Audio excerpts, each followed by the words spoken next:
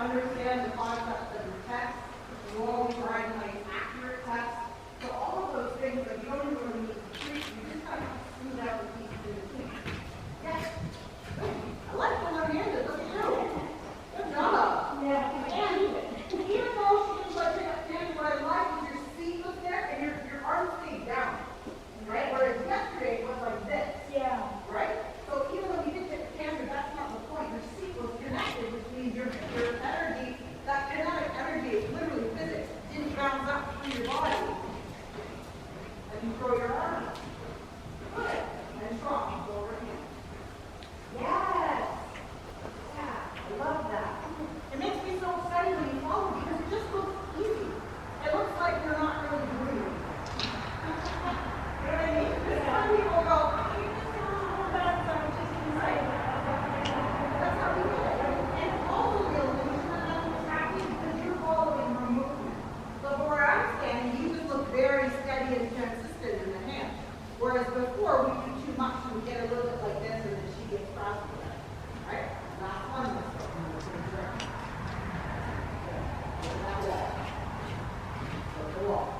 Good. The wall. Good. Okay. Hands forward in front of you. Good. Good. And walk. Change direction. Good. From the start, it takes a little bit tired, but again, even when it gets a little rocky there, you're still more consistent in your hand. Because we started yesterday. Right?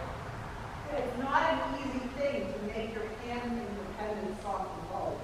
It sounds really simple. It always does. It always does. Yeah, that's all. Right? That's all you do. Sit on the horse. The horse does all the work. I don't know why we're all here. You know, like, but it's not that easy. And especially when you have, like every horse, you could make this argument for, every horse has some reason why it's difficult. Right? They're round and chunky, they're not as flexible. They're built off a stick of dynamite. They're not reliable. You have heavy engines in Mack truck bodies. Like the horses are just so individual that way that the underlying principles of all of it is the same, but the way you approach every horse is different. So the goal for her, I know we're going to ride together one more time tomorrow too, but the goal for her is that you develop a really consistently following hand so that she can get a little bit lighter in her mouth, so that we can get a little more flexibility and suppleness in her neck, right? Because again, the criticisms in your test are not about the completion of the tasks that are asked, right? It's a little bit of the contact issues, a little bit of the up and down, some of the tension, and she gets running, right? All of that is rooted in the contact itself, right? Not the fact that you don't understand the requirements of the level, because you do. And I've marked a bunch of your tests, and you are always accurate. I can tell you know where you're supposed to be, where your transitions are, and she's obedient and she does her job. Yeah. Just some of the stuff in between, right? It's like the hard stuff, The details, right? The gymnastics of it, right? And you could look at her and be like, I'm not going to ask you to do that. I think it's all in there, right? It's the road is a little bit longer for a horse that's thicker in the neck and thicker in the body, but you can still travel the same path, right? So as long as you continue with this contact stuff, and it's like we're just going to do some more transitions and maybe touch a leg over through here. We just need to kind of consistently ride this carousel where you do it, and do it again, and do it again, because it becomes muscle memory, right? You feel it, you release it. You feel it, you release it. And it's going to take you 1,000 times of repetition, right? It's what, 20,000 times to do something to become an expert in it? So we got a long road. So it's one of those things where as long as you're willing to put in the effort and catch yourself and go, oh, I'm going to be better on the next one, that's all that needs to happen. Let no stuff go. Your horse is going to be empty by the time. It also requires droning. Yes, of course. Good. Okay, so you're going to go up. We're going to do another trot transition. Good. And don't cross the hand over the liver. Resist the area. Good. Now, plant yourself in that saddle when she goes sideways. Yeah. You're stronger when you connect your seat. Yeah.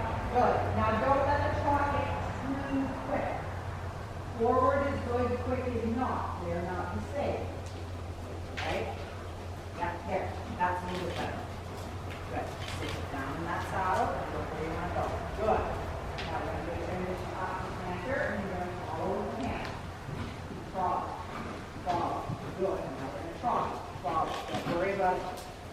I can see right here you're going, she's going to go that way. Yeah. Don't do that to yourself. I don't care if your circle has a bit of an amoeba in it. Right? I want you to maintain the contact feeling. Right?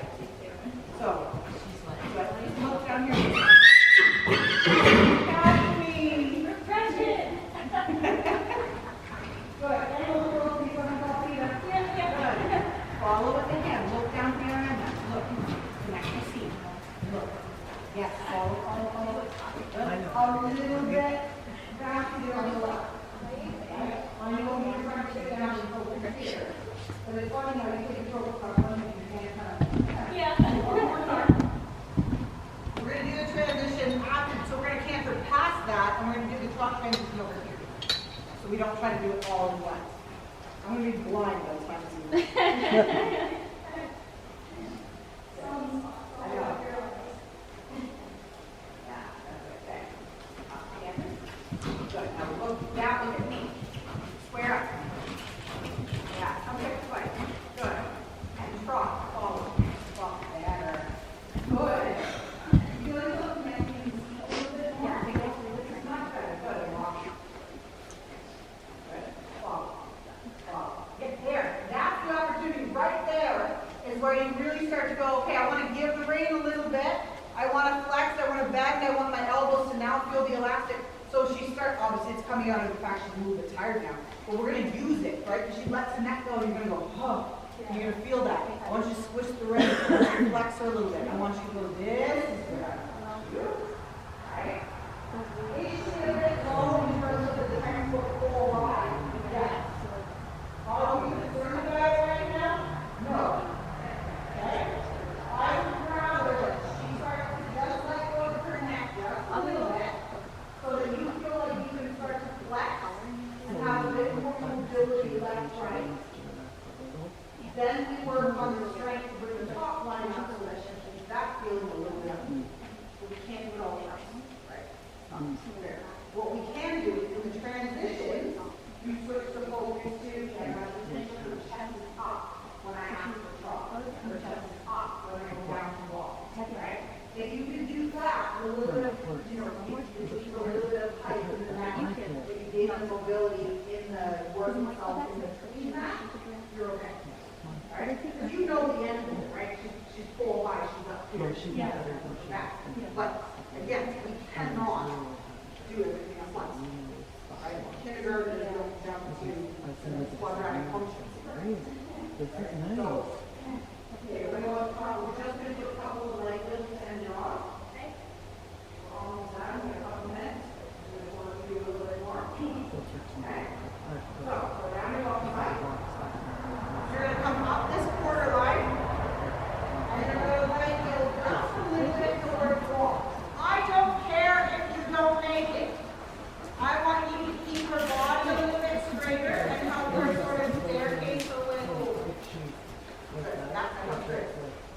That was good. She started leaning much of the shoulders. So when you feel her start running towards the wall, I want you to switch gears and go straight again for a couple seconds. So you can catch that shoulder. That was good though. That was a good start. But you see on the rhythm. I know I'm excited too, but that's good. Now we're up to feet. Together. Ready? Straight. Like. Yes, better. And there. You're a little cross, good for you. And you caught it. Well done.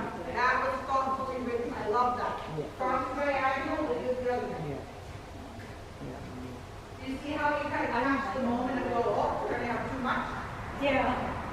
When you're schooling it, it's important that you keep the angle of the horse correct. Right? It's not just about, oh, I'm just going to fall over the wall. The point is that she crosses her legs just in front. Yep, catch her and her straight. Yeah. She's also smart. So she goes, this is like this, I know where I'm going. Yeah.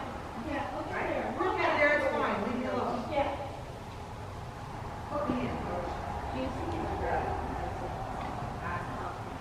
That's careful in the rhythm. Hands steady and follow. We're almost done. You need one more. One more. Good. Straight. Now over. Straight. Now over. Good. There you go.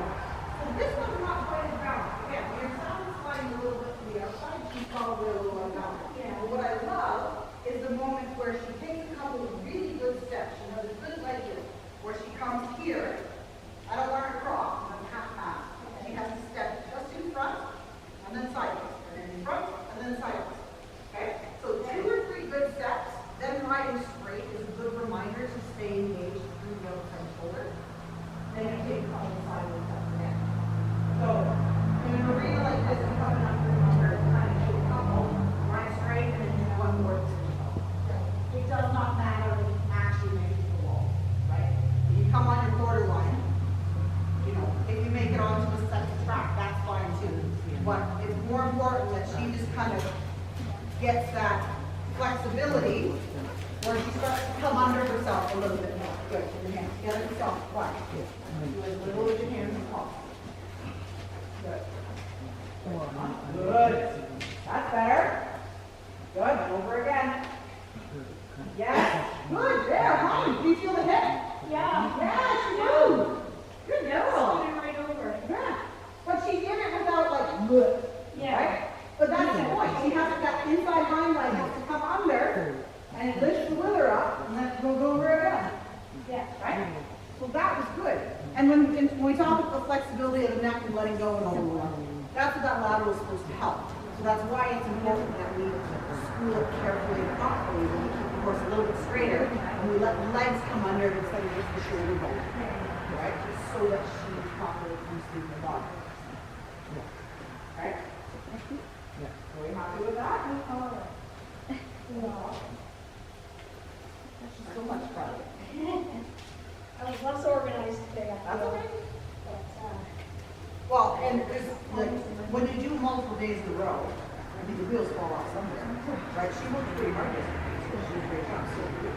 So what I like today, there was none of that throwing of the shoulders today, which we saw yesterday.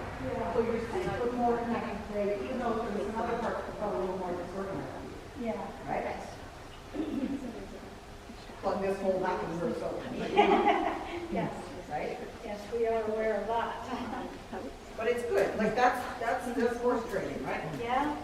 And we can't control it, and tomorrow, it's just a little bit more of all the same. We're gonna try to keep following the contact, We're gonna keep asking her for a little bit of flexion. I'll touch the bridle a little bit and see if there's any give. If there's not, then not, right? Like it doesn't matter. You know your goal is to get a little bit lighter and a little more elastic all the time. Right? Especially because I know you're working forward between the training and the front ball. So you need a bit of flexibility and a little bit of consistency in contact. See how you can serve, right? And if you can put in all the work, you understand all the stuff, you can have to try to smooth it out. Yeah. Oh, come on. Is that battery sitting there, That one's charged. like fully charged? Yes. And there's one on the charger? Yes. And then one. And Kelly texted me because she forgot to move London's blanket or something in the hallway.